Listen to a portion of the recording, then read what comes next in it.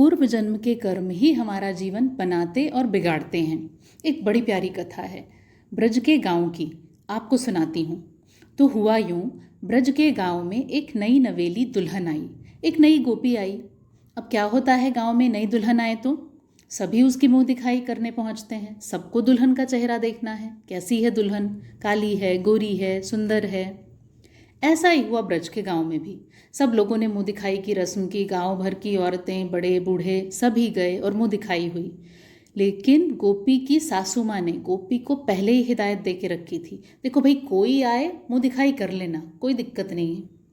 लेकिन नंद बाबा का छोरा है, वो है तो 5 वर्ष का, दिखने में बड़ा भोला भाला मासूम बच्चा लगता है।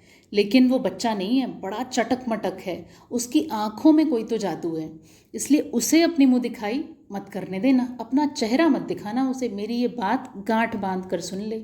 अब नई नवेली दुल्हन सास की बात को उसने दिल से लगा लिया, बोला सासू माँ ने मना किया है तो मैं तो नहीं दिखाऊंगी चेहरा।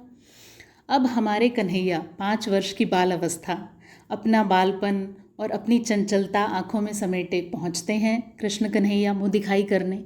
गोपी के पास जब पहुँचे और जब उन्होंने बोला कि चलो हमें भी मुखड़ा दिखाओ, हमें भी मुंह दिखाई करनी है, तो गोपी को तो सासू माँ ने बोल रखा था, नंद बाबा का छोरा है, उसे अपना मुख मत दिखाना। अब कन्हैया दाहिने से देखने की कोशिश करें तो गोपी बाएं चली जाए, कन्हैया बाएं से देखने की कोशिश करें तो गोपी दाएं चली जाए, आगे जाए तो पीछे चली जाए, पीछे जाए तो आगे चली जाए। बस यही चलता रहा क्रम, और उसने अपना मुख नहीं दिखाया। अंत में कन्हैया खींच गए, थोड़े उन्हें खींच हो गई, अरे ये मुझे अपना मुखड़ा ही नहीं दिखा रही, चेहरा ही नहीं दिखा रही, बताओ, सारे गांव भर को अपनी मुंह दिखाई करा ली, सबको अपना चेहरा दिखा दिया, मुझे चेहरा नहीं दिखाया। ठीक है, मैं इसे जीवन भर अपना चेहरा नहीं दिखाऊंगा। कुछ बोला नहीं गोपी को, बस चले आए वहाँ से। बात आई गई हो गई, दिन गुजरते गए और गोवर्धन लीला का प्रसंग आया। जब कन्हैया ने, श्री कृष्ण ने अपनी उंगली पर गोवर्धन पर्वत को धारण किया था, और इस गोवर्धन लीला के दौरान जबकि ब्रज का पूरा गांव उस गोवर्धन पर्वत के नीचे खड़ा था, क्यों, मूसलाधार बारिश हो रही थी, सबको बारिश से बचना था। अब वो गोपी और उसकी सासू माँ भी पहुंची, क्योंकि वो भी उसी गांव में रहते थे। अब वहाँ पहुँचने पर सबको बारिश से बचना है, छोटी सी जगह, उसमें सारे गांव के लोगों को एक जगह ही इकट्ठा होना था, तो सब एक दूसरे के बहुत करीब करीब थे। अब इतनी अफरा तफरी में किसे ध्यान है कौन किसका चेहरा देख रहा है, कौन नहीं देख रहा है। अब इसी अफरा तफरी में गोपी की नज़र हमारे कृष्ण कन्हैया पे पड़ी, और कृष्ण कन्हैया पे पड़ी तो बस उसे देखती रह गई, आंखें हटी ही नहीं गोपी की। और उन्होंने बोला, मेरी सासू माँ ने इनको देखने से मना किया था, ये तो साक्षात प्रभु हैं, जिनको देखकर मेरे मन में इतने आनंद की लहरें उठ रही हैं, उनको नहीं देखा मैंने, मैं तो अपना जीवन व्यर्थ करने जा रही थी। लेकिन कन्हैया को जैसे ही आभास हुआ, अरे ये गोपी मेरा चेहरा देख रही है, उन्हें भी अपना नटखट स्वभाव कन्हैया का, तो उन्होंने सोचा ठीक है, अब मैं भी बदला लेके दिखाऊंगा। तो उन्होंने फिर अपना चेहरा छिपा लिया। अब वही खेल यहाँ फिर शुरू हो गया, जो कुछ दिनों पहले गोपी के आंगन में हुआ था, अब वही खेल गोवर्धन पर्वत के नीचे होने लगा। गोपी बार बार मुखड़ा देखना चाहे कन्हैया का, कन्हैया अपना चेहरा छिपा लें, गोपी दाएं से देखे, कन्हैया बाएं छिपा लें, गोपी बाएं से देखे, कन्हैया दाएं छिपा लें, बस यही खेल चलता रहा। लेकिन अपना मुखड़ा नहीं देखने दिया कन्हैया ने। अंत में गोपी बहुत परेशान हो गई, इतनी परेशान हो गई, इतना मन से टूट गई कि वो टूट कर बिलख बिलख कर रोने लगी, विलाप करने लगी।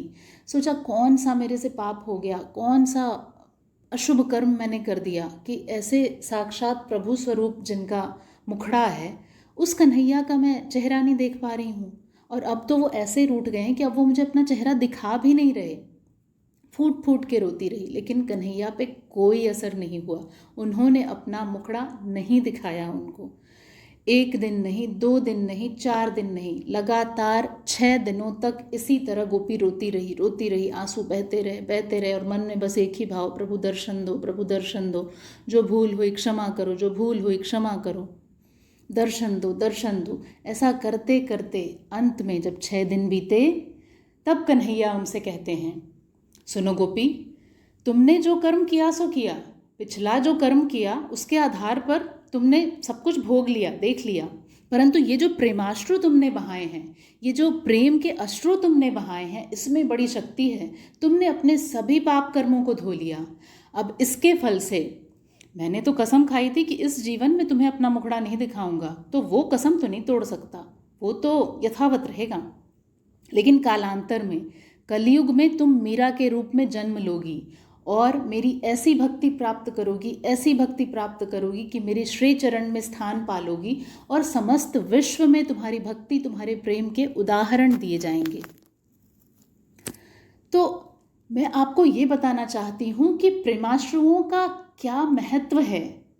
आंसू वो नहीं जो आप अपने परिवार के लिए बहाते हैं, आंसू वो नहीं जो अपने पत्नी, अपने पति, अपने बच्चों के लिए बहाते हैं, आंसू वो जो आपने प्रभु की याद में बहाए, आंसू वो जो आपने कृष्ण कन्हैया की याद में बहाए, उनका बड़ा मोल है, उनका बड़ा महत्व है, जो एक साधारण सी गोपी को मीरा जैसी महान भक्त बना सकती है, जो एक साधारण सी गोप ग्वालन को कृष्ण के चरण कमल में स्थान दिला सकती है। तो आप समझिए ना, ऐसे प्रेमाश्रुओं का क्या महत्व होगा। ऐसे प्रेम के अश्रु जो बहा ले, ऐसे प्रेम के आंसू, ऐसे भक्ति के आंसू जो बहा ले, उसके जीवन में क्या कुछ नहीं प्राप्त हो सकता। बड़ी बड़ी लीला है, बड़ा महत्व है भक्ति का, और बड़ा महत्व है भक्ति के बहाए आंसुओं का। तो बस यही कहना चाहती हूँ कि अपने जीवन में भक्ति का रस लाओ, क्योंकि अपना तो कोई नहीं है, किसी के लिए भी नहीं है। अपना तो बस एक वही है, आप उसे अज्ञात कह लो, आप उसे श्री हरि कह लो, आप उसे केशव कह लो, माधव कह लो, जो कह लो, अपना तो बस एक वही है। जिसकी प्रीत उन संग लग गई, उसकी तो नैया पार है।